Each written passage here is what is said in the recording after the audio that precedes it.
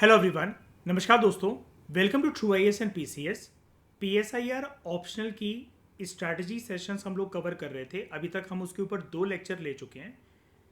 अभी भी मैंने आपको बताया था कि कोर अपना जो ऑप्शनल का सब्जेक्ट का जो कंटेंट है उसको प्रॉपर तरीके से, यानी कि क्लासेस को स्टार्ट करने से पहले कुछ और बातें हमें हमारे लिए करना बाकी रह गई हैं। तो इस लेक्चर में, या आप इसको ओरिएंटेशन का अपना तीसरा लेक्चर या स्ट्रैटेजी सेशन के कॉन्टेक्स्ट के अंदर तीसरा लेक्चर मान सकते हो आप इसको। इस लेक्चर में मैं आपको बताऊंगा कि प्रीवियस ईयर क्वेश्चंस की क्या इंपॉर्टेंस होती है। बाकी ऑप्शनल की बात को तो छोड़ो, लेकिन political science and international relations optional में प्रीवियस ईयर क्वेश्चन पेपर्स की क्या इंपॉर्टेंस है, उनकी क्या महत्वता है। और अगर आप किसी के फाउंडेशन कोर्स में एनरोल्ड नहीं हो अभी तक पीएसआईआर की तैयारी करने के लिए, आप मेरे कोर्स में नहीं आते हो, किसी और के कोर्स में नहीं जा रहे हो, आप खुद से इंडिपेंडेंट तरीके से तैयारी करना चाहते हो, तो मैं आपकी ये भी हेल्प कर दूंगा कि मैं आपको सोर्सेज बता दूंगा सारे, जो आपके paper 1 section A, paper 1 section B, paper 2 section A and paper 2 section B के हर एक सिलेबस के पॉइंट से कौन कौन सी अच्छी बुक्स, अच्छे सोर्सेज हैं जिससे आप इंडिपेंडेंट तरीके से सेल्फ प्रिपरेशन कर सकते हो इस ऑप्शनल सब्जेक्ट की। ठीक है, और सोर्सेज को पहले सुन लेना, अगर आपको वो बल्कि लगें उसके बाद आप मेरे फाउंडेशन कोर्स में आ सकते हो। ठीक है, खैर फाउंडेशन कोर्स की बात तो हम बाद में करेंगे। फिलहाल हम बात करते हैं प्रीवियस ईयर क्वेश्चन पेपर्स की क्या इंपॉर्टेंस है, इनकी स्ट्रैटेजिक इंपॉर्टेंस क्या है। अब दोस्तों, स्ट्रैटेजिक इंपॉर्टेंस को समझना ना बहुत इंपॉर्टेंट है, और यहाँ पर स्ट्रैटेजिक वर्ड को हाईलाइट करके इसलिए लिखा गया है बिकॉज पीवाईक्यूज जो है, स्ट्रैटेजिक कोई भी चीज़ क्या होती है जिसका इम्पैक्ट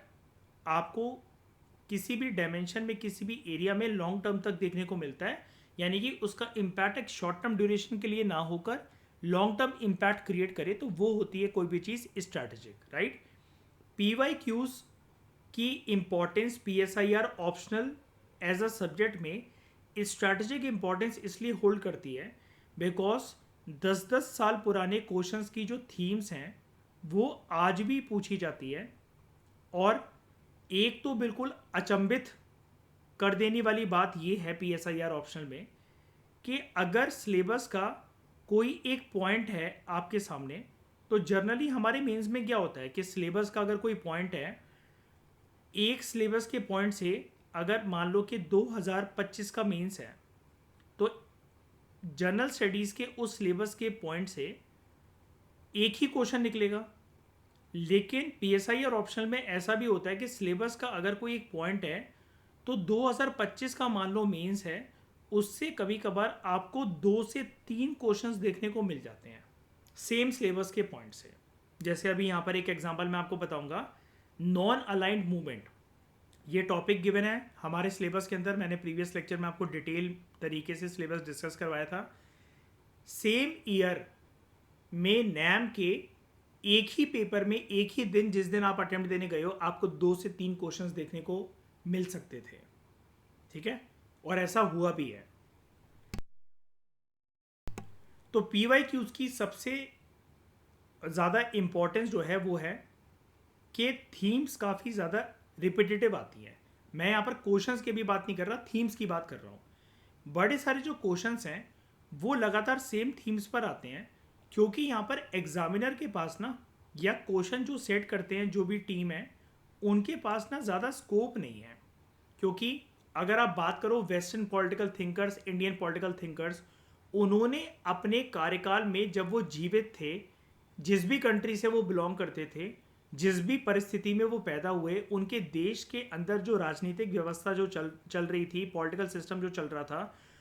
उस कॉन्टेक्स्ट के अंदर उन्होंने अपनी कोई थ्योरी दी। उसके बाद वो बूढ़े हो गए और मर गए। तो उनके जीवन काल में जितनी बातें हुई हैं, ऑब्वियसली बात है इतिहास में उतनी ही तो बातें गिवन है, उतनी ही तो थ्योरी गिवन होगी उस पर्टिकुलर फिलोसफर के बारे में, पॉलिटिकल स्कॉलर के बारे में। तो एग्जामिनर का स्कोप ना इसकी वजह से क्वेश्चन को फ्रेम करने का काफ़ी लिमिटेड हो जाता है, और उसी लिमिटेड स्कोप के चलते एग्जामिनर पीएसआई और ऑप्शन में मजबूर हो जाते हैं जो क्वेश्चन फ्रेम करते हैं ऐसे लोग और उनकी टीम मजबूर हो जाती है कि उनको बार बार वो थीम्स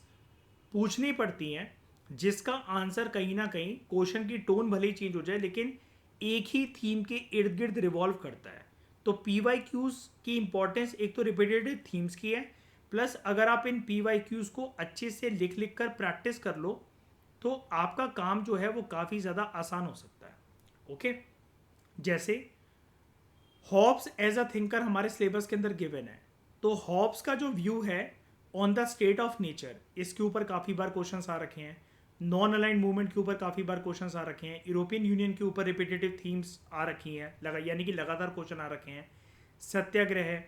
या फिर इंडियन कॉन्स्टिट्यूशन के कॉन्टेक्स्ट में सेंटर स्टेट रिलेशंस। तो अगर आप इन रिपीटेटिव थीम्स को प्रिपेयर करते हो तो ये काफ़ी ज़्यादा क्रूशियल होगा,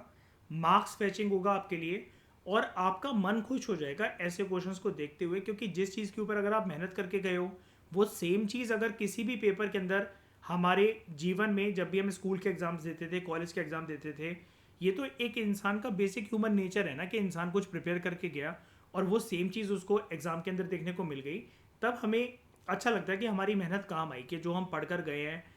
हम इसके बारे में लिख सकते हैं। आपका मन खुश हो जाएगा, तो वो आपको कॉन्फिडेंस भी देगा फर्दर क्वेश्चंस को अटेम्प्ट करने के लिए जहाँ पर आपके पास कंटेंट की कमी होगी, या फिर आपके पास आपको लगेगा कि इसका आंसर मुझे थोड़ा सा बनाकर लिखना पड़ेगा। लेकिन रिपीटेटिव थीम्स वाले क्वेश्चंस को अच्छे से प्रैक्टिस करके उसके कंटेंट के ऊपर कमांड बनाकर, जैसे हॉब्स का व्यू स्टेट ऑफ नेचर को लेकर, नैम, ईयू, सत्याग्रह, सेंटर स्टेट रिलेशंस, अगर क्वेश्चन इन टॉपिक से बार बार आ रहे हैं तो फ्यूचर में भी अगर फिर से इसके ऊपर क्वेश्चंस आते हैं तो you will feel very confident, plus आप अपना टाइम सेव कर पाओगे बिकॉज आपके पास एक रेडीमेड इंट्रोडक्शन, बॉडी और कंक्लूजन होगा इस टॉपिक से रिलेटेड। उसके बाद P S I R optional के अंदर बहुत सारी ऐसे भी थीम्स हैं, या फिर अगर आप सिलेबस को एनालाइज करो, पी वाई क्यूज़ को एनालाइज करते हुए आपको पता लगेगा बहुत सारे प्रेडिक्टेबल एरियाज भी हैं।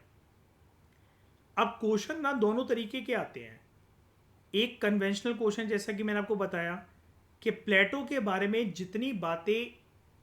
कोई भी इंस्टीट्यूट के नोट्स, कोई भी किताब प्लेटो के ऊपर कर सकती है तो वो फिक्स्ड है ना। तो ट्रेडिशनली कुछ कुछ ऐसे थिंकर्स या ऐसे टॉपिक्स हैं जिनके बारे में आपके पास बहुत ज़्यादा कंटेंट नहीं हो सकता और एग्जामिनर भी नहीं बना सकता उसे, क्योंकि वो लोग मर चुके हैं, वो जीवित नहीं है कि हर रोज़ एक अपनी नई थ्योरी निकाल कर आ जाएंगे। जितनी उन्होंने थ्योरीज, जो भी उन्होंने बातें कहनी थी वो अपने जीवन काल में कह चुके हैं। अगर आप ऐसे टॉपिक्स के ऊपर अपनी कमांड बना लो तो कन्वेंशनल और ट्रेडिशनल लाइंस के आधार पर आप क्वेश्चंस को प्रिडिक्ट कर सकते हो। जैसे जे.एस. मिल की थ्योरीज, या फिर अगर आप पढ़ते हो हॉब्स को, औरोबिंदो घोष को, सोशल मूवमेंट्स के टॉपिक को, या फिर अगर हम इंडियन कॉन्स्टिट्यूशन के कॉन्टेक्स्ट में बात करें तो स्टैट्यूटरी और कॉन्स्टिट्यूशनल बॉडीज़ को, इंडियन कॉन्स्टिट्यूशन के वेरियस फीचर्स, ये सभी ऐसे टॉपिक्स हैं जो कि काफ़ी ज़्यादा प्रेडिक्टेबल है, क्योंकि हर साल चाहे कोई सा भी साल हो इनसे लगातार क्वेश्चन पूछे गए हैं पीएसआई और ऑप्शनल के अंदर। तो अगर आप इन एरियाज़ के ऊपर फोकस करते हो तो आपकी प्रिपरेशन ऑब्वियसली बातें बूस्ट होगी, आपका कॉन्फिडेंस बढ़ेगा और रेडीमेड आपके पास इंट्रोडक्शन, बॉडी और कंक्लूजन होगा इन टॉपिक्स से रिलेटेड अगर कोई भी क्वेश्चन आता है। अब कुछ थीम्स ऐसी भी हैं कि दे में not repeat every year, her alternative year में वो आ सकती हैं या हर 4 साल में एक बार वो थीम्स आती हैं। तो अगर आप कुछ ऐसी थीम्स जैसे मार्क्सिस्ट अप्रोच क्या है इंटरनेशनल रिलेशंस को समझने के लिए, या भारत का विजन क्या है न्यू वर्ल्ड ऑर्डर के रिगार्डिंग, इसके ऊपर क्वेश्चन बार बार आए हैं लेकिन हर साल नहीं आए हैं। इनका कोई पैटर्न नहीं है इन क्वेश्चंस का कि मार्क्सिस्ट अप्रोच टू आई या फिर इंडिया का विजन क्या है न्यू वर्ल्ड ऑर्डर से रिलेटेड, या फिर जिसको हम न्यू इंटरनेशनल इकोनॉमिक ऑर्डर कहते हैं, नियो का कंसेप्ट जिसको हम कहते हैं। तो अगर कोई पैटर्न नहीं है इसका, लेकिन अगर आपको ये लगता है पी वाई क्यूज़ को एनालाइज करते हुए कि पिछले 4-5 साल में कोई क्वेश्चन इसके ऊपर, 4 साल पहले कोई क्वेश्चन आया था, 5 साल पहले कोई क्वेश्चन आया था, अब बड़े टाइम से पूछा नहीं गया है, तो अगर आप इन थीम्स को प्रिपेयर कर लो तो क्या पता अगले ही साल इन द फॉलोइंग ईयर आपको उस थीम से क्वेश्चन देखने को मिल जाए।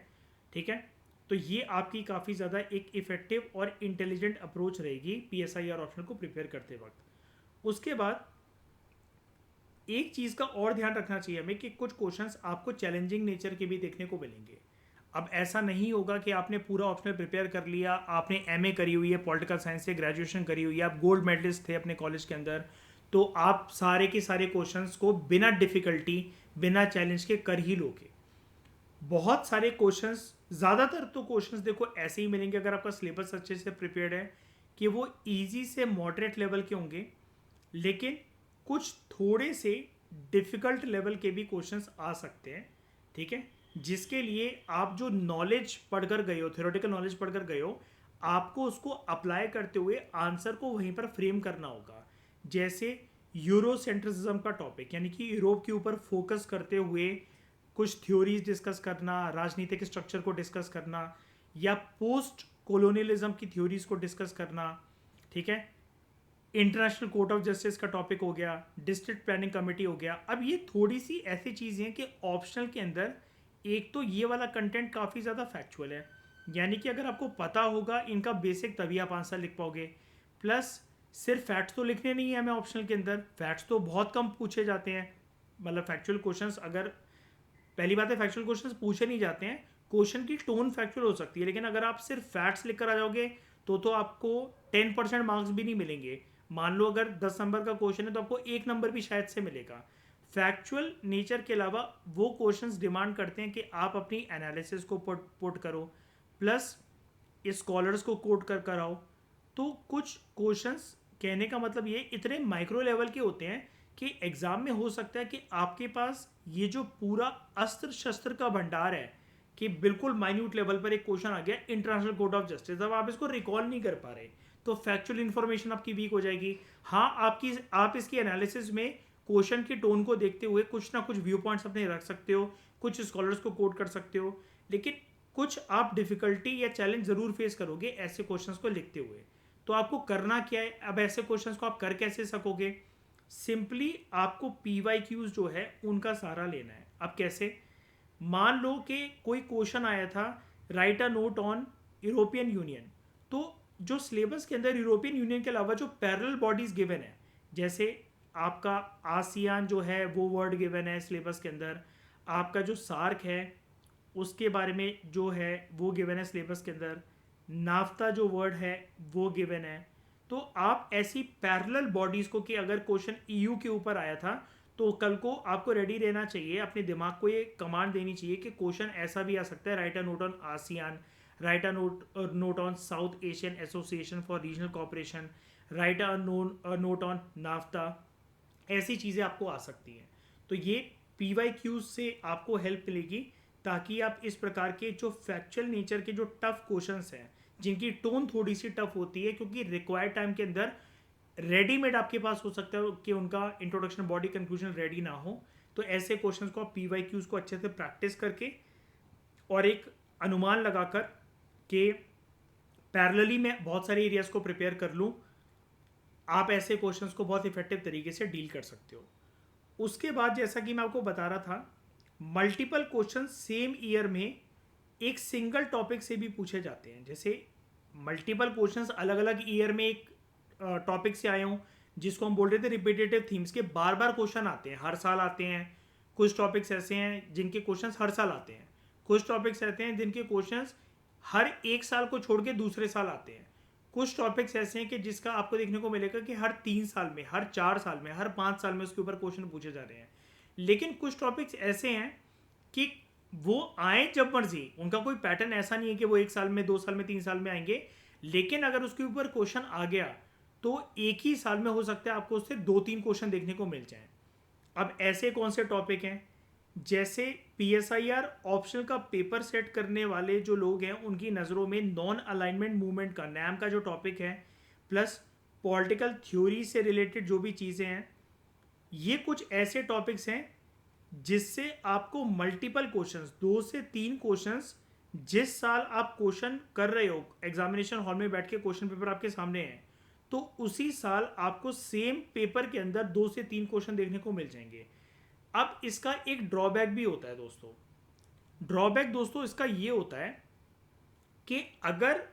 क्वेश्चन आपको यानी कि कंटेंट जो है उससे रिलेटेड अगर आपको बहुत अच्छे से आता है तो आप बहुत खुश हो जाओगे, कि यस 2 से 3 क्वेश्चन मेरे हो पा रहे हैं, मेरे पास एक एज आ गई, मेरा तो ये टॉपिक अच्छे से प्रिपेयर्ड था। लेकिन अगर आपने पूरा सिलेबस अपना प्रिपेयर नहीं कर रखा है तो यहाँ पर आपके लिए एक दिक्कत वाली बात ये भी आ सकती है कि उन प्रेडिक्टेबल एरियाज को जहाँ पर एक टॉपिक से 2 से 3 क्वेश्चन सेम साल में आ रहे हैं, अगर आपका वो प्रिपेयर नहीं है और मान लो कि वो 10-10 नंबर के 3 क्वेश्चंस हुए, तो फिर आपके 30 नंबर जो हैं वो भगवान भरोसे हैं, क्योंकि आपके पास अच्छा कंटेंट होगा ही नहीं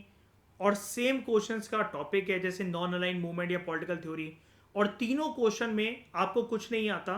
या बहुत अच्छे से आंसर लिखना नहीं आता क्योंकि आप वेल प्रिपेयर्ड नहीं हो उसके लिए, उस टॉपिक के लिए। लेकिन अगर आप वेल प्रिपेयर्ड हो तो इन तीनों क्वेश्चन में आप 30 मार्क्स जो टोटल इन 3 क्वेश्चंस के बनते हैं उनमें से काफ़ी ज़्यादा अच्छे नंबर ला पाओगे as compare to other candidate. ठीक है। उसके बाद PYQs की जो अगली इंपॉर्टेंस है that is about dynamic and application based questions. तो क्वेश्चंस बहुत बार ऐसा भी हमसे डिमांड करते हैं, मतलब क्वेश्चन कभी ये बोलेगा नहीं आपको, जो मैं बताने जा रहा हूँ आपको वो करने के लिए आपको खुद से करना पड़ेगा कि आपको लिंकिंग सीखनी पड़ेगी कि किस प्रकार से आप थ्योरेटिकल कॉन्सेप्ट्स को लिंक करते हो करंट अफेयर्स के साथ। एग्जाम्पल, एनवायरमेंटल डिग्रेडेशन और ह्यूमन सिक्योरिटी। ठीक है, आपने इसको लिंक करा इन टॉपिक्स को कि एनवायरमेंट अगर डिग्रेड होगा, किसी एक जगह का एनवायरमेंट अगर डिग्रेड होता है, मान लो कि कोई एक आइलैंड कंट्री है, इसके एग्जांपल ऐसी चीज़ें मैं आपको जीएस की क्लासेस में पढ़ाता ही रहता हूँ, जनरल स्टडीज़ में इसकी क्लासेस में, कि कोई एक आइलैंड नेशन स्टेट है, श्रीलंका को मान लो, जापान को मान लो, अगर कल को वहाँ पर फ्लडिंग आती है या फिर एनवायरमेंटल डिग्रेडेशन की वजह से, जैसे global warming, green house gases का एमिशंस होना, या फिर जिसकी वजह से एक परिणाम निकलता है सी वाटर लेवल का जो राइज है वो हो रहा है, तो ऐसी कंट्रीज डूब जाएंगी और कल को फिर ये इनके जो लोग हैं वो दूसरे नेशन आएंगे और दूसरे नेशन स्टेट के जो लोग हैं वो हो सकता है इनको एक्सेप्ट करने से मना कर दें कि नहीं भाई आप हमारे देश नहीं आ सकते, हम नहीं चाहते कि हमारी जॉब्स वगैरह छिन जाए। तो कहाँ, समझ रहे हो, कहाँ किसी कंट्री में एक एनवायरमेंटल डिग्रेडेशन हुआ और ये इशू ह्यूमन सिक्योरिटी का इशू बन गया दूसरी कंट्री के निवासियों के लिए। ये तो मैंने एक छोटा सा एग्जाम्पल आपको बताया। तो ऐसी चीज़ें आपको लिंक करनी पड़ेगी और इसके लिए एग्जाम्पल के तौर पर आपको यूज़ करना पड़ेगा करंट अफेयर को। अब PSIR में दोस्तों एक बात मैं आपको क्लियर कर देना चाहता हूँ, यहाँ पर बहुत सारे स्टूडेंट्स ना स्कॉलर्स बनने की कोशिश करते हैं, तो उनको क्या लगता है करंट अफेयर्स का मतलब ये है कि word to word current affair का कोई भी एक इशू है तो उसे उसके इर्द गिर्द हमें सारी चीज़ें पता होनी चाहिए। आप खुद मुझे दोस्तों एक बात बताओ, 10 नंबर के क्वेश्चन में जहाँ पे आपको मुश्किल से 100 या 150 वर्ड्स के अंदर सिर्फ 100 to 150 शब्दों के अंदर अगर आपको अपना आंसर खत्म करना है तो आप पूरा इशू समझा सकते हो क्या? फिर चाहे वो थ्योरेटिकल इशू, मतलब थ्योरेटिकल टॉपिक हो आपका या करंट अफेयर बेस्ड टॉपिक हो, या फिर करंट अफेयर से अगर आपको लिंक करना हो, तो करंट अफेयर सिर्फ आपके लिए काम करेंगे PSIR में as a icing on cake. आपका केक जो है वो रेडी हो चुका है, आपको उसको अच्छे से सजाना है, इतना सुंदर दिखाना है कि जिसका खाने का मन ना भी हो ना वो भी कहे यार हाँ मैं एक बाइट तो उसकी या फिर एक टुकड़ा तो उसका ले ही लूँगा। करंट अफेयर्स को ऐसे यूज़ करना होता है आपको, यानी कि गेम जो है आपका पूरा का पूरा 95% इवन PSIR में भी वो स्टैटिक और थ्योरेटिकल टॉपिक्स का रहेगा। सिर्फ 5% जो है वो आपको करंट अफेयर्स यूज़ करके, ताकि आपके आंसर्स में ये रिफ्लेक्ट हो सके कि you are a well readed person, आप कंटेम्प्रेरी इश्यूज से रूबरू हो और आपको ज़्यादा मार्क्स मिले as compare to other candidates. बस इसके लिए करंट अफेयर्स को यूज़ करा जाता है और उसके लिए भी स्मार्ट स्ट्रैटेजी होनी चाहिए कि ऐसा नहीं कि हर करंट अफेयर को आप पढ़ने लग गए, छोटे से छोटे करंट अफेयर को, बड़े से बड़े करंट अफेयर को आप पढ़ने लग गए। अगर करंट अफेयर को आपको यूज़ नहीं भी करना है तो आप थ्योरेटिकल कॉन्सेप्ट्स को लिंक कर सकते हो। आप जनरल स्टडीज़ में इतने सारे सब्जेक्ट्स पढ़ते हो, जैसे आप ancient history, medieval history, modern Indian history, ये सब चीज़ें जो पढ़ते हो, तो इतिहास में जो भी फिगर्स रहे हैं, ठीक है, चंद्रगुप्त मौर्य, अशोका, अलाउद्दीन खिलजी, अकबर दी ग्रेट, आप इनके जीवन काल से कुछ एग्जांपल्स को यूज़ करके अपनी व्यू पॉइंट को जस्टिफाई कर सकते हो। बस करंट अफेयर में फ़ायदा आपका ये होता है कि अब जैसे इन्वायरमेंटल डिग्रेडेशन है, तो आप ये टॉपिक मान लो कि PMFIS एनवायरनमेंट की बुक से आपने पढ़ा हुआ है, ठीक है। ह्यूमन सिक्योरिटी का टॉपिक आपने इंटरनल सिक्योरिटी जो GS पेपर 3 मेंस के अंदर है वहाँ पढ़ा हुआ है। तो आप अपनी जनरल स्टडीज़ के जो मेंस और प्रीलिम्स के जो सब्जेक्ट्स हैं उसके टॉपिक्स को भी एज अ एग्जाम्पल यहाँ पर यूज़ कर सकते हो। अगर आप करंट अफेयर के गेम के अंदर नहीं फंसना चाहते, तो ये 5% भी जो करंट अफेयर का रोल है ना, आप इसको भी डाइल्यूट कर सकते हो।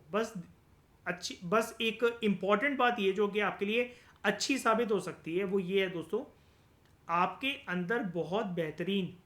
आंसर राइटिंग करते हुए, फिर चाहे आप बात मैं करूँ PSI और ऑप्शनल की, या ऐसे राइटिंग की, एथिक्स की, केस स्टडीज़ को करते वक्त, या जनरल स्टडीज़ के मेंस के आंसर लिखते वक्त, आपकी रिकॉलिंग कैपेसिटी बहुत अच्छी होनी चाहिए। और रिकॉलिंग कैपेसिटी कब अच्छी होगी? जब आप लिख लिख कर प्रैक्टिस करोगे। यू नीड टू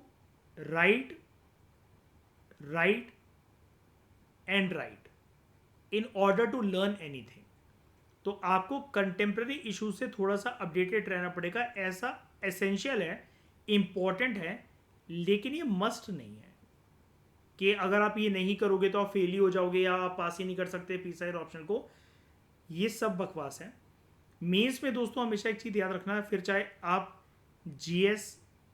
के अंदर पेपर 1 से पेपर 4 तक मेंस के आंसर को लिख रहे हो, या फिर अगर आप ऑप्शनल के आंसर को लिख रहे हो, स्पेसिफिकली मैं यहाँ पर बात करूँगा PSI और ऑप्शनल के आंसर्स की, आप अपने आंसर को जितना रियलिस्टिक रख सको ना, जितनी आप रियल एग्जाम्पल्स के बारे में बात कर सको जो कि आसपास हमारे घटनाक्रम होती है, किसी के जीवन काल से रिलेटेड है, आप यहाँ पर हिस्टोरिकल एग्जाम्पल्स को, हिस्ट्री के फिगर्स को कोट कर सको, इससे बेहतरीन कोई अप्रोच नहीं है दूसरे कैंडिडेट्स के कंपैरिजन में अपने मार्क्स को बूस्ट करने के लिए, ठीक है। तो उसमें तो कोई सोचने वाली बात ही नहीं है। उसके बाद लास्ट चीज़ जो रह जाती है PYQs के कॉन्टेक्स्ट में, वो है प्रिडिक्टिंग प्रोबेबल क्वेश्चंस। अब इस पॉइंट को मैं वैलिड नहीं मानता, बिकॉज आप अगर UPSC के जर्नी में कोई चीज़ प्रिडिक्ट करने जा रहे हो तो आप ये मान के चलो आप 99.99% टाइम्स फेल ही होगे। ये वाला पॉइंट बेकार पॉइंट है, बल्कि होना ये चाहिए, अगर मैं इस पॉइंट को रिप्लेस करके आपसे बोलूँ कि आपका सिलेबस का जो हर एक पॉइंट है वो आपका कवर्ड होना चाहिए अच्छे से। आप कुछ भी छोड़ के मत जाओ। मतलब जैसे हम लोग बोलते हैं ना, जब हम बात कर रहे होते हैं कि प्रीलिम्स की प्रिपरेशन की या जनरल स्टडीज़ मेंस की प्रिपरेशन की, तो यू कैन नॉट अफोर्ड कि अगर आप प्रीलिम्स में बैठ रहे हो और अगर आपका ये बहुत सिंसियर अटेम्प्ट है कि आप ये कहो मैं एंशियंट हिस्ट्री छोड़कर जा रही हूँ, मुझे मेडिवल इंडियन हिस्ट्री में इंटरेस्ट नहीं है इसलिए मैंने छोड़ दिया, जर्नल साइंस के लिए तो मेरे पास कोई सोर्स ही नहीं था तो मैंने जनरल साइंस या साइंस एंड टेक्नोलॉजी तो प्रिपेयर ही नहीं करा प्रीलिम्स में बैठने से पहले। तो आप खुद सोच सकते हो कि अगर क्वेश्चंस कल को वहाँ से डोमिनेट कर गए तो आपका अंजाम क्या होगा, आपका साल कैसे बर्बाद हो सकता है। तो सिलेबस के हर एक पॉइंट को आपको वेल प्रिपेयर करना है, भले ही उससे रिपीटेड क्वेश्चंस आते हों, रिपीटेटिव मैनर में थीम्स रिपीट होती हो, या कोई क्वेश्चन बड़े सारे सालों से आया ही नहीं है लेकिन सिलेबस का वो पार्ट है। आपकी ड्यूटी ये बनती है कि आप सब कुछ कवर करके जाओ। अगर क्वेश्चंस फंस गए, जो आप सोच रहे थे, जो आपका वेल प्रिपेयर्ड एरिया था, उससे वेल प्रिपेयर्ड क्या, अगर आप सिलेबस करके जा रहे हो तो सभी कुछ आपका वेल प्रिपेयर्ड होना चाहिए, तो आपको फ़ायदा ही मिलेगा, इससे कोई नुकसान नहीं मिलेगा। लेकिन अगर आप ये सोच के जाओ कि यार 15 साल हो गए PSI और ऑप्शनल के अंदर, तो मैंने तो कुछ ऐसा सिलेबस के अंदर ये वाला पॉइंट दे रखा है लेकिन अभी तक ये इसके ऊपर कोई क्वेश्चन देखा ही नहीं मैंने, और आप ऑल टुगेदर उसको छोड़ के ही जा रहे हो, तो फिर वो आपकी मूर्खता हो सकती है जो कि आपको बैकफायर कर सकती है। तो आपको PYQs को अच्छे से एनालाइज करना है, रेलिवेंट कंटेम्प्रेरी डेवलपमेंट जो हो रही है उसको लिंक करते हुए आप थोड़ा बहुत अनुमान लगा सकते हो कि ये इशू बहुत ज़्यादा चल रहा है आजकल, तो ये UPSC PSI और ऑप्शनल में आ सकता है। अब आप कहोगे सर प्रिडिक्शन तो कहीं पर भी UPSC में काम नहीं करती है। दोस्तों with respect to political issues and international issues, PSI और ऑप्शनल के पेपर में जो सुने सुनाई चीज़ें चल रही होती है ना, जैसे आप बहुत अच्छी तरीके से जानते हो कि यूपीएससी में कभी ऐसा नहीं होगा कि जो टॉपिक बहुत ज़्यादा न्यूज़ में गूंज रहा है उसके ऊपर यूपीएससी क्वेश्चन बनाते हैं। इंडिया पाकिस्तान का भी वॉर चला था, है ना, 2025 वाला। तो उसके वो मतलब वो एक ऐसा टॉपिक था जिसके बारे में ऐसा कोई व्यक्ति नहीं है पूरी दुनिया के अंदर, पूरे भारत के अंदर, पूरे साउथ एशिया के अंदर जो नहीं जानता हो इस इशू को। लेकिन क्या क्वेश्चन आया? नहीं आया। पीएसआईआर में लेकिन कोई इशू ऐसा चल रहा है जो कि न्यूज़ की सुर्खियां बटोर रहा है। तो अच्छी बात यहाँ पर ये हो जाती है, जो प्रिडिक्टिंग वाला पॉइंट है, क्वेश्चन पेपर्स हमें बताते हैं कि जिस साल जो कोई क्वेश्चन ऐसे आते हैं कंटेम्प्रेरी इश्यूज के ऊपर, वो एक्चुअली में करंट अफेयर ना होके कंटेम्प्रेरी इश्यूज होते हैं, क्योंकि सब लोगों ने उसके बारे में सुना होता है। तो 90% चांसेस ये होते हैं कि उसके ऊपर पीएसआई और ऑप्शनल के अंदर तो क्वेश्चन बनेगा ही बनेगा, चाहे भले यूपीएससी के प्रीलिम्स और जनरल स्टडीज मेंस के अंदर उससे रिलेटेड कोई क्वेश्चन आए चाहे ना आए।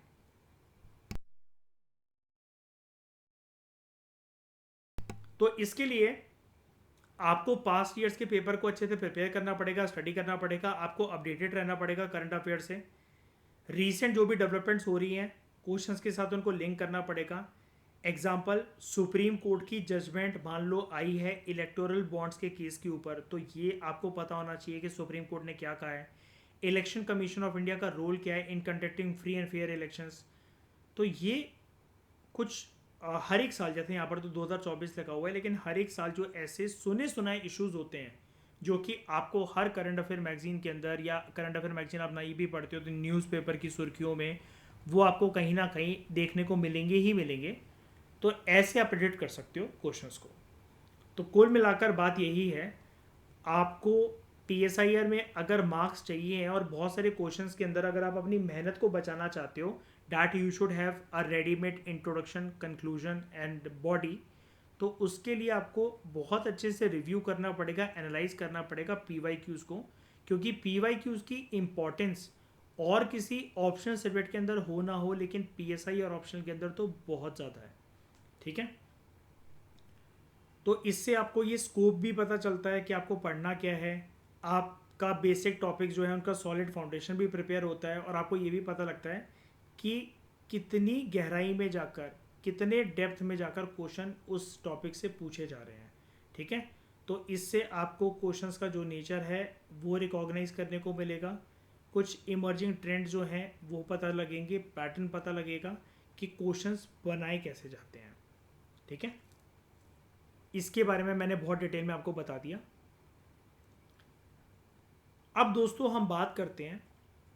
कि आपके राइट सोर्सेज क्या होने चाहिए पीएसआईआर की प्रिपरेशन के लिए। अगर आप मेरे फाउंडेशन कोर्स को ज्वाइन नहीं करते हो और आपकी इच्छा ये कि आप खुद से प्रिपेयर करना चाहते हो, आप सेल्फ प्रिपरेशन का हाथ थामते हुए पीएसआई और ऑप्शनल लेवल सब्जेक्ट को प्रिपेयर करना चाहते हो, तो राइट सोर्सेस हर एक सब्जेक्ट के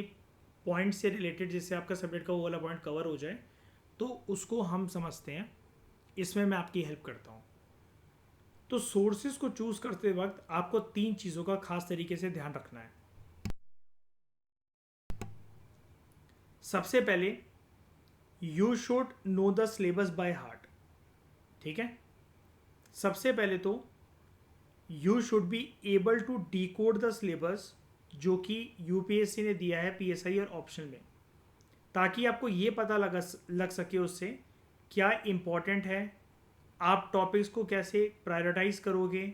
ठीक है, और उसी के बेसिस पर आपके लिए राइट स्टडी मटेरियल क्या बनेगा जो कि एग्ज़ाम रेलिवेंट हो उसके अंदर कंटेंट, और फिर आप इफ़ेक्टिव तरीके से प्रिपेयर कर सको। अब एग्ज़ाम रेलिवेंट कंटेंट की बात बोलना इसलिए भी ज़रूरी है दोस्तों, क्योंकि जैसा कि मैंने आपको बताया था, आपको पीएसआईआर ऑप्शनल को प्रिपेयर करते वक्त स्कॉलर नहीं बनना है। आई कैन गारंटी इट, अगर आप में से कोई political science and international relations के सब्जेक्ट में ग्रेजुएशन या पोस्ट ग्रेजुएशन में अगर वो गोल्ड मेडलिस्ट भी है ना, there is no possibility, sure shot possibility तो कोई है ही नहीं कि आप इसके बेसिस पर कि आप गोल्ड मेडलिस्ट हो या गोल्ड मेडलिस्ट रह चुके हो अपने एमए के अंदर, बीए के अंदर, political science and international relation subject के अंदर, तो आपका यूपीएससी का मेंस निकल जाएगा, या पीएसआईआर ऑप्शनल के अंदर आप हाईएस्ट मार्क्स लेकर आओगे। यहाँ पर वर्ड्स की लिमिटेशन है, यहाँ पर आपको एग्ज़ाम सेंट्रिक होकर चीज़ें लिख कर आनी है। ये कॉलेज का एग्ज़ाम नहीं है कि जहाँ पर आपको पेजेस पे पेजेस भरते चलने हैं, भरते चलने हैं, भरते चलने हैं। उसके बाद आपकी हर एक चीज़ की जो भी सोर्सेज मैं आपको बताऊंगा अभी, उसकी सिलेक्टिव रीडिंग होनी चाहिए, ठीक है। आपको ऐसा नहीं करना है कि आप हर एक बुक पढ़ते चले जा रहे हो, आप ये सोच रहे हो कि मैं उस बुक को पूरा कवर टू कवर प्रिपेयर कर लूँ, ठीक है। आपको बहुत आराम आराम से और सोचते समझते हुए, बहुत सोच समझ के साथ, बहुत सूझबूझ के साथ टेक्स्ट बुक्स को, एकेडमिक आर्टिकल्स को, रिसर्च पेपर्स को, केस स्टडीज़ को स्टडी करना होगा, ताकि आप मल्टी फेसेटेड इंसाइट्स को गेन कर सको। यानी कि मल्टीपल डायमेंशंस जो हैं वहाँ से आपका व्यू पॉइंट रिफ्लेक्ट हो आपके आंसर के अंदर। और अभी मैं थोड़ी देर में आपको ये भी बताऊंगा कि क्या ये सच में पॉसिबल है इतना कर पाना, बिकॉज जिस प्रकार के सोर्सेस जो मैं आपको बताऊंगा, अगर आप सेल्फ प्रिपरेशन करते हो और अगर आपकी स्ट्रैटेजी हार्ड वर्किंग तो है आपकी स्ट्रैटेजी लेकिन स्मार्ट नहीं है, तो ऑप्शनल को प्रिपेयर करने में हो सकता है कि आप 2 से 3 साल वेस्ट कर दो, इनफैक्ट 5 साल लग जाए आपको, because books are very bulky. लेकिन फिर आप मुझसे कहोगे कि सर आप तो बता रहे थे कि 3 से 4 महीने में भी लोग प्रिपेयर कर लेते हैं इस ऑप्शन को। तो येस, इट इज़ पॉसिबल। कैसे है वो हम बात करेंगे आगे चलकर। उसके बाद सोर्सेज को डाइवर्सिफाई करना। अब ये चीज़ दोस्तों एक अच्छी चीज़ भी हो सकती है, सोर्सेज को डाइवर्सिफाई करना, लेकिन ये चीज़ आपको ध्यान रखना कि अगर आप सोर्सेज को डाइवर्सिफाई करते हो तो वो आपको बैकफायर भी कर सकता है। जैसे आपको पता है जब अपनी क्लासेस लेते हैं फाउंडेशन कोर्स की, तो मैं आपको हमेशा बोलता हूँ कि मल्टीपल सोर्सेज को रेफ़र ज़रूर करो, लेकिन एक बना लो अपनी बेस बुक, जिससे आप सब कुछ मेनली पढ़ोगे। बाकी अगर आप 2 या 3 कोई भी स्टैंडर्ड बुक्स अगर रेफ़र करते भी हो, तो उनके अंदर से सिर्फ वही एक पर्टिकुलर पॉइंट जो है, या वही एक जो पैराग्राफ है जो कि आपकी बेस बुक के अंदर मिसिंग था या गिवन नहीं था, बस वही आपको इनकॉर्पोरेट करना है। तो बेस बुक ही आपकी मेन बुक रहेगी। इनको आपको यूज़ करना होता है एज अ वैल्यू एडिशन की तरह। लेकिन पीएसआईआर में अगर आप वैल्यू एडिशन करने जाओगे ना, तो इतने सोर्सेज की भरमार है कि 2 पेपर के 2 सेक्शंस हैं, यानी कि टोटल 4 सेक्शंस आपको प्रिपेयर करने हैं 500 नंबर का पेपर प्रिपेयर करने के लिए। तो हो सकता है कि आपका एक सेक्शन भी, यानी कि एग्जाम्पल के तौर पर पेपर 1 का सेक्शन ए भी आपका हो सकता है 2 से 3 साल में भी वो प्रिपेयर ना हो सके, बिकॉज सोर्सेज को डाइवर्सिफाई करना एक स्मार्ट सिलेक्शन होता है। अब कई लोग ये मिसगाइड करते हैं, और यहाँ पर डॉक्यूमेंट के अंदर भी लिखा हुआ है विजन आईएएस वालों ने कि अवॉइड सिंगल रिलायंस। तो क्या सिंगल तरीके से किसी सोर्सेज पर रिलाई नहीं करा जा सकता है क्या? बिल्कुल करा जा सकता है दोस्तों, लेकिन उस सोर्सेज के अंदर वो एक ऐसा सोर्स होना चाहिए कि जहाँ पर आपने उससे खुद से नोट्स बना रखे हो। मान लो कि आपको प्लेटो का टॉपिक या प्लेटो की जो थ्योरीज हैं वो आपको कॉम्प्रिहेंसिव तरीके से प्रिपेयर करनी है, तो एक आपने बना ली अपनी सबसे पहले तो एक बेस बुक, उसके बाद स्टैंडर्ड बुक 2 या फिर कोई आर्टिकल प्लेटो से रिलेटेड, और इन सब के व्यू पॉइंट्स को आपने एक ही अपने नोट्स के अंदर इनकॉर्पोरेट कर दिया, तो आपके पास सोर्स तो एक ही हुआ ना, ठीक है। मल्टीपल रेपुटेबल इनपुट्स ये कह रहा है कि आपकी नॉलेज को एनरिच करेंगे, आपकी अंडरस्टैंडिंग को डीप करेंगे, आपको प्राइमरी टेक्स्ट को मिक्स करना है रिनाउंड ऑथर्स के टेक्स्ट के साथ, कंटेम्प्रेरी एनालिसिस के लिए रिसर्च आर्टिकल्स पढ़ने हैं, ताकि आपका व्यू पॉइंट जो है किसी भी आंसर को लिखते हुए वो बहुत कॉम्प्रिहेंसिव हो सके। लेकिन दोस्तों जैसा कि मैं आपको बोल रहा हूँ बार बार, ये स्ट्रैटेजी को आपको बहुत सोच समझ के यूज़ करना पड़ेगा, बिकॉज आपको बैकफायर कर सकती है। और अगर आप फाउंडेशन कोर्स को मेरे ज्वाइन करते हो या फिर किसी की क्लासेस आप कर रहे हो, कोई भी फैकल्टी हो, चाहे वो शुभ्रा रंजन मैम हो या जो भी इंस्टीट्यूट्स आपको पीएसआईआर के लिए अच्छे लगते हो, तो वहाँ पर आप जानते हो कि आपको सोर्सेज या बुक्स के अंदर नहीं फंसना पड़ेगा, है ना। 4 बुकलेट्स यानी कि पेपर 1 की 2 सेक्शन, पेपर 2 के 2 सेक्शन, तो टोटल 4 बुकलेट से आपका काम आसान हो सकता है। ठीक है, लेकिन फिलहाल मैं तो इस लेक्चर में अभी तो यही बात करने वाला हूँ कि अगर आप खुद से प्रिपेयर करते हो तो व्हाट आर द सोर्सेज। अगर आपको प्रिपेयर करना है टॉपिक, ये जो पहला सिलेबस के अंदर आपके पेपर 1 सेक्शन ए के अंदर गिवन है, concepts like political theory and approaches to political theory, तो इसके लिए आप एक बुक यूज कर सकते हो, political theory and introduction by Andrew Heywoods and Clayton Chin. ये काफ़ी अच्छी बुक है। फिर अगर आपको पॉलिटिकल थ्योरी और पॉलिटिकल आइडियोलॉजीज़ के टॉपिक को प्रिपेयर करना है तो अगेन आप एंड्रू हेवोर्ड्स की एक बुक को रेफर कर सकते हो जिसका पूरा नाम है पॉलिटिकल आइडियोलॉजीज बाय एंड्रू हेवोर्ड। ये इंपॉर्टेंट है सिलेबस के इस पार्ट को कवर करने के लिए। उसके बाद अगर आपको कॉन्सेप्ट्स कवर करने हैं लाइक लिबर्टी, इक्वलिटी, राइट्स, ठीक है,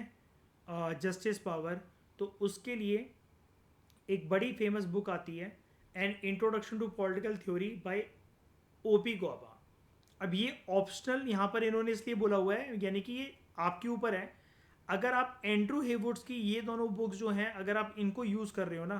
तो ये जो कॉन्सेप्ट्स हैं ये भी आपके यहाँ से कवर हो जाएंगे, फिर आपको ओपी गाबा नहीं पढ़नी पड़ेगी। और अगर आप ओपी गाबा को पढ़ते हो तो एंड्रू हेवुड्स की फिर आपको सिर्फ सिलेक्टिव रीडिंग करनी है, तो कान चाहे यहाँ से पकड़ो चाहे वहाँ से पकड़ो, बात एक ही है। ठीक है, लेकिन एंड्रू हेवुड्स की 2 अलग अलग बुक हैं, एक पॉलिटिकल थ्योरी, एक पॉलिटिकल आइडियोलॉजीज। उसके बाद अगर आपको वेस्टर्न पॉलिटिकल थिंकर्स को कवर करना है लाइक एरिस्टोटल, प्लेटो, मैकियावली, तो इसके लिए ब्रायन आर नेल्सन की एक बुक होती है western political thought from Socrates to the age of ideologies. ठीक है, तो वो आपके सारे वेस्टर्न पॉलिटिकल थिंकर्स वहाँ से कवर हो जाएंगे। इंडियन पॉलिटिकल थिंकर्स को जैसे कौटिल्य, औरोबिंदो, गांधी, अंबेडकर, इन सबको अगर आप कवर करना चाहते हो तो एक बुक आती है वी आर मेहता जी की जिसका नाम है Indian political thought by V R Mehta, तो वहाँ से आपका एक कवर हो जाएगा। फिर पेपर 1 के सेक्शन ए के लिए जितनी बुक लिस्ट थी वो हम सारी डिस्कस हमने कर ली है। अब पेपर 1 सेक्शन बी के लिए कौन कौन सी बुक लिस्ट है, तो अगर आपको कवर करना है सिलेबस का अपना पॉइंट पेपर 1 सेक्शन बी का, for debates on constitutional and democratic governance, constitutional history, तो इसके लिए आप modern Indian political thought and Indian government and politics by Vidyut Chakravarty की बुक को यूज़ कर सकते हो। अगर आपको कॉन्स्टिट्यूशन ऑफ इंडिया, उसके फीचर्स और वेरियस जो फंक्शंस है वो कवर करने हैं तो you can use the book of D D Basu, introduction to the constitution of India, जिसको कहीं जीएस के बच्चे भी पढ़ते हैं, who do not like Laxmikanth. ठीक है, फिर अगर आपको मॉडर्न इंडियन हिस्ट्री का जो सिलेबस गिवन है पेपर 1 सेक्शन बी के अंदर, उसमें अगर आपको टॉपिक कवर करना है for understanding the political aspect of freedom struggle, various perspectives on national movement, जैसे हमने सिलेबस के अंदर देखा था ना कि मार्क्सिस्ट पर्सपेक्टिव क्या है, सोशलिस्ट पर्सपेक्टिव क्या है भारत की आज़ादी की लड़ाई का, और कॉन्स्टिट्यूशनल हिस्ट्री के टॉपिक को प्रिपेयर करना है तो you can refer to from Plassey to partition and after by Shekhar Bandyopadhyay, जिसको अगेन जीएस के स्टूडेंट जो हैं वो यूज़ करते हैं। इनफैक्ट ये शेखर बंदोपाध्याय की इस बुक को जो हिस्ट्री ऑप्शनल की स्टूडेंट है वो भी यूज़ करते हैं। फिर अगर आपको टॉपिक प्रिपेयर करना है understanding the history of Indian freedom struggle, तो एक बड़ी फेमस किताब को आप यूज़ कर सकते हो, India's struggle for independence bye Bipin Chandra. फिर अगर आपको पेपर 1 सेक्शन बी के इन टॉपिक को कवर करना है debates on parliamentary democracy, judiciary and local governance, तो आप Oxford companion to politics in India, ये एक बुक का नाम है जिसको लिखा गया है नीरज गोपाल जयल और प्रताप भानु मेहता के द्वारा, इस बुक को रेफर कर सकते हो। Then, if you want to prepare for issues of caste, religion, ethnicity and various debates related to it, तो आप अतुल कोहली जी की बुक है democracy and its discontents, India's growing crisis of governmentality, आप इसको यूज़ कर सकते हो। उसके बाद various constitutional and statutory institutions और उनका रोल, ठीक है, जैसे election commission of India, UPSC, इन सब बॉडीज़ के रोल के और इनके पावर्स एंड फंक्शंस को अगर आपको कवर करना है तो you can use the book named as rethinking public institution in India by Devesh Kapur, Pratap Bhanu Mehta and Milan Vaishnav. इसके अलावा पेपर 1 सेक्शन बी में आप बहुत सारे ऑनलाइन सोर्सेज भी यूज़ कर सकते हो करंट अफेयर्स को कंपाइल करने के लिए, like economic and political weekly, जो कि एक मैगजीन होती है, ये एक मैगजीन है, जो कि आप ऑनलाइन भी एक्सेस कर सकते हो, सेंटर फॉर पॉलिसी रिसर्च इसकी वेबसाइट को, और कुछ आर्टिकल्स जो कि पब्लिश होते हैं द हिंदू, इंडियन एक्सप्रेस वगैरह में। ठीक है, तो ये सोर्सेस हमें राइटर यहाँ पर खुद बता रहे हैं कि सेक्शन बी जो है पेपर 1 का, ये सभी सोर्सेज बहुत इंपॉर्टेंट हैं अगर आप कंटेम्प्रेरी इवेंट्स को और कंटेम्प्रेरी डिबेट्स को कवर करना चाहते हो।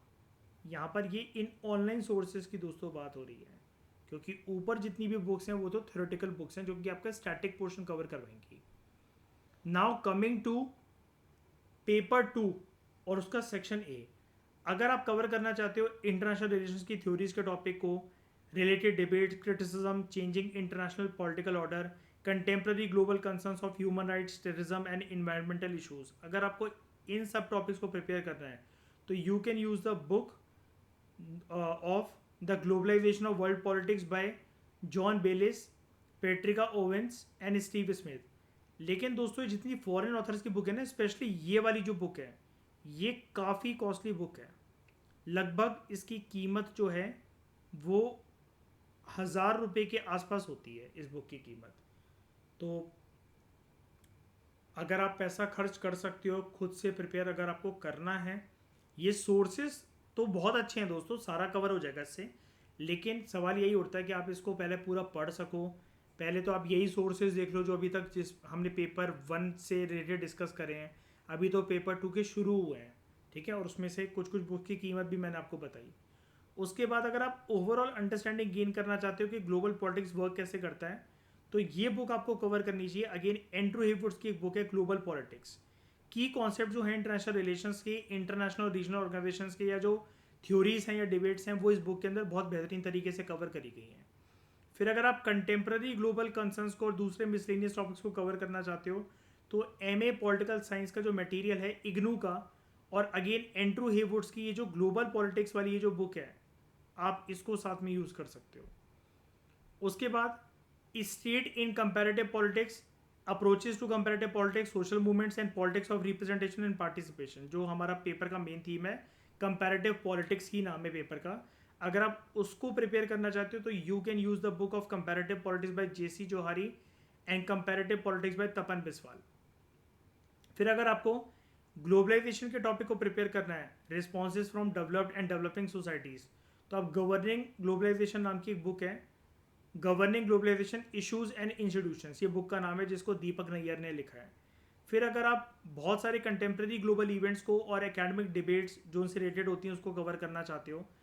तो, और करंट अफेयर को लिंक करते हुए एक टॉपिक को कंटेक्चुअलाइज करना चाहते हो कि ये टॉपिक कहाँ फिट बैठता है, ताकि एग्जामिनर को बहुत अच्छे से अपना आंसर बता पाओ, आपकी भी अंडरस्टैंडिंग बढ़े और आपके आंसर के अंदर जो वैल्यू है वो एनरिच हो। ठीक है, तो इसके लिए व्हाट यू कैन डू, आप ऑनलाइन रिसोर्सेज से अपनी प्रिपरेशन को या अपनी प्रिपरेशन के अंदर वैल्यू एडिशन कर सकते हो, लाइक जर्नल आर्टिकल्स जो कि काउंसिल फॉर फॉरेन अफेयर्स द्वारा पब्लिश करे जाते हैं, न्यूज़पेपर आर्टिकल्स, आप इन सब को यूज़ कर सकते हो, पढ़ सकते हो। फिर लास्ट जो हमारा बचता है पेपर 2 सेक्शन बी, अगर आप इसके अंदर ओवरऑल अंडरस्टैंडिंग गेन करना चाहते हो, सिलेबस के अंदर जो गिवन है भारत की फॉरेन पॉलिसी की हमारी हिस्ट्री और फैक्टर्स जो कि हमारी भारत की फॉरेन पॉलिसी को अफेक्ट करते हैं, तो उसके लिए बुक है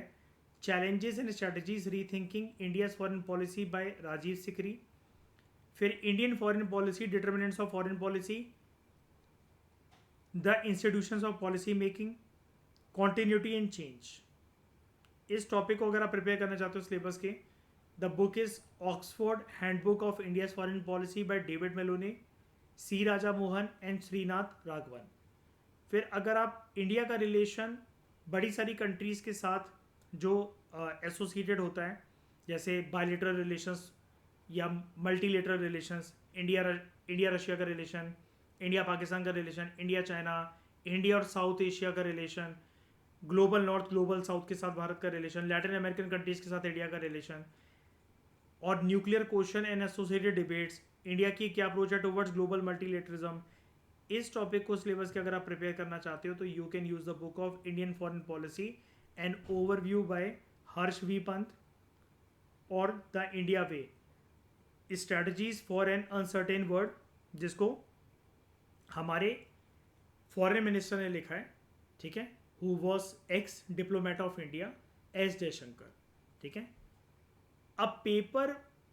2 का जो सेक्शन बी है उसके अंदर questions generally current affair based आते हैं, जो कि आपसे डिमांड करते हैं कि आप डायनेमिक और करंट एस्पेक्ट्स के बेसिस पर अपने आंसर को लिखो। तो आपकी अप्रोच इसके अंदर काफ़ी कंसिस्टेंट होनी चाहिए, लेकिन उसी के साथ सिलेक्टिव भी होनी चाहिए। ठीक है, अगर आपको आईआर पोर्शन, इंटरनेशनल रिलेशंस वाला पोर्शन कवर करना है भारत को मद्देनजर रखते हुए, तो कुछ सोर्सेज आप इसके लिए यूज़ कर सकते हो, like online platform such as Carnegie India, Brookings India, ORF Observer Research Foundation, ये एक थिंक टैंक है, IDSA, Project Syndicate and the Economist, ये वैल्यूएबल सोर्सेज हैं। इन डेप्थ न्यूज़पेपर आर्टिकल्स को आप कवर कर सकते हो जो कि ग्लोबल अफेयर्स या भारत की फॉरेन डिप्लोमेसी के बारे में बात करते हो। उसके बाद कुछ insightful magazine like world focus को आप पढ़ सकते हो, और आपको टेलीविज़न की डिबेट्स देखनी चाहिए on TV channels of sunset TV, the print, the first post, जिससे आपकी अंडरस्टैंडिंग इनहेंस हो। अब दोस्तों आप खुद मुझे एक बात बताओ, ये कौन से स्टूडेंट्स के अंदर दम है कि अगर वो PSIR ऑप्शनल को ले रहे हैं और अगर कोई उनसे सोर्सेज उनको ये बता दे कि ऐसे करके तैयारी करनी होती है। वैसे दोस्तों कोई भी जो ऑप्शनल होता है ना, अगर उसको सेल्फ प्रिपेयर करोगे तो ऑब्वियस सी बात है, कोई भी ऑप्शनल के सिलेबस के अंदर 4 सेक्शन होते हैं, हर सिलेबस के हर सेक्शंस के अंदर मल्टीपल पॉइंट्स होंगे, हर एक पॉइंट के लिए आप एक बुक या एक सोर्स तो रेफर करोगे ही। तो PSI और ऑप्शनल, हिस्ट्री ऑप्शनल, कोई सा भी संसार का ऑप्शनल हो, बुक्स जितनी यहाँ पर है ना लिस्टिंग उतनी ही रहती है। तो अगर आप इन सोर्सेज को खुद प्रिपेयर कर सकते हो, वेल एंड गुड। फिर इनसे निकले हुए मटेरियल को आपको यूज़ भी करना आना चाहिए। फिर अगर आपको लगता है कि आप ये सारा ऑनलाइन मटेरियल, ये जो पूरी तिकड़म है, जो कि वैसे तो देखने में तो ऐसा लग रहा है कि 10 साल के अंदर भी सिलेबस कंप्लीट नहीं हो सकता अगर इन सारी बुक्स को कोई यूज़ करने जाए, क्योंकि सिर्फ लक्ष्मीकांत जैसी बुक के अंदर ही 92 चैप्टर्स होते हैं, और उसे अगर कोई सिंसियर कैंडिडेट करे, लर्न करने बैठे अंडरस्टैंडिंग के साथ और टिप्स पर लेकर आए, तो 6 महीने तो उसी चीज़ में लग जाएंगे एक सिंसियर स्टूडेंट को। तो इतनी बड़ी बड़ी बुक्स को तो कोई कैसे ही कवर कर सकता है, राइट। तो इन सारे सोर्सेज का जो निचोड़ है वो हम अपनी फाउंडेशन कोर्स की क्लासेस के अंदर जानेंगे, जहां पर मैं आपको बिल्कुल भी तंग नहीं करने वाला। आपके 2 पेपर है ना, पेपर 1 एंड पेपर 2, इसके 2 सेक्शन है, सेक्शन A, सेक्शन B। इसके भी 2 सेक्शन है, सेक्शन A, सेक्शन B। इसके लिए बस एक बुकलेट, इसके लिए एक बुकलेट, इसके लिए एक बुकलेट और इसके लिए भी एक बुकलेट, यानी कि टोटल 4 बुकलेट्स के अंदर ये जितने भी सोर्सेज की जितनी इंपॉर्टेंट बातें हैं वो सारी यहां पर आपको इंटीग्रेटेड वे में मिलेंगी। और ऐसा सिर्फ मेरी पढ़ाने की अप्रोच नहीं है, आप PSI और ऑप्शनल के लिए कहीं भी कोचिंग ज्वाइन करते हो ना, ये सारी बुक्स का निचोड़ जो है हर एक इंस्टीट्यूट, चाहे फिर आप कहीं से भी PSI और ऑप्शनल को प्रिपेयर करते हो, ऐसे ही आपको नोट्स मिलते हैं और वैसे ही तैयारी भी आपको करनी है, क्योंकि एग्ज़ाम में आपके पास स्कोप है ही नहीं। आपको 150 वर्ड्स या 250 वर्ड्स के अंदर ही अपने आंसर को वाइंड अप करना है, सारी बातों को करते हुए उस टॉपिक से रिलेटेड, ताकि आप मैक्सिमम मार्क्स को फेच कर सको। तो आप जितना यहाँ पर लिखा हुआ है ना कि आप वेल रेटेड बनोगे, इससे आपकी अंडरस्टैंडिंग बढ़ेगी, आपका एक्सपोजर बढ़ेगा to various topics and various perspectives. आपके पास टाइम ही नहीं है इतना, और बढ़ाना क्यों है पर्सपेक्टिव? हमें कोई स्कॉलर थोड़ी ना बनना है, हमें तो दूसरे कैंडिडेट के कंपैरिजन में ऐसे मार्क्स चाहिए कि यार फाइनल PDF के अंदर नाम आ जाए और डिजायर्ड सर्विस मिल जाए, बस आवर जॉब इज डन। इसके बियॉन्ड कुछ रह ही नहीं जाता है करने को, क्योंकि अगर अच्छे बच्चे बनकर अगर ये सब करने गए तो आप खुद सोचो, उसको पढ़ने में, इससे नोट्स बनाने में, इसको रिकॉल करने में, इससे आंसर राइटिंग करने में, और एग्जामिनेशन डे वाले दिन ये सारी चीज़ें याद आ ही जाएंगी। और इसके साथ आप अपने जर्नल स्टडीज़ को बैलेंस कर सकोगे, मेंस को बैलेंस कर सकोगे, फिल्म्स को बैलेंस कर सकोगे, ऐसे को बैलेंस कर सकोगे, एथिक्स की केस स्टडीज़ को प्रैक्टिस कर सकोगे। ये कैसे पॉसिबल है ना? तो बहुत सारे बच्चे जो पीएसआई और ऑप्शनल का डिसीजन लेने का बना रहे होते हैं, लेकिन जब उनको सोर्सेज के बारे में पता लगता है तो वो अपना प्लान जो है वो ड्रॉप कर देते हैं। लेकिन ये वाली बात सिर्फ इस ऑप्शन की नहीं है, दुनिया का हर एक ऑप्शन अगर आप यूपीएससी के लिए चूज करोगे तो आप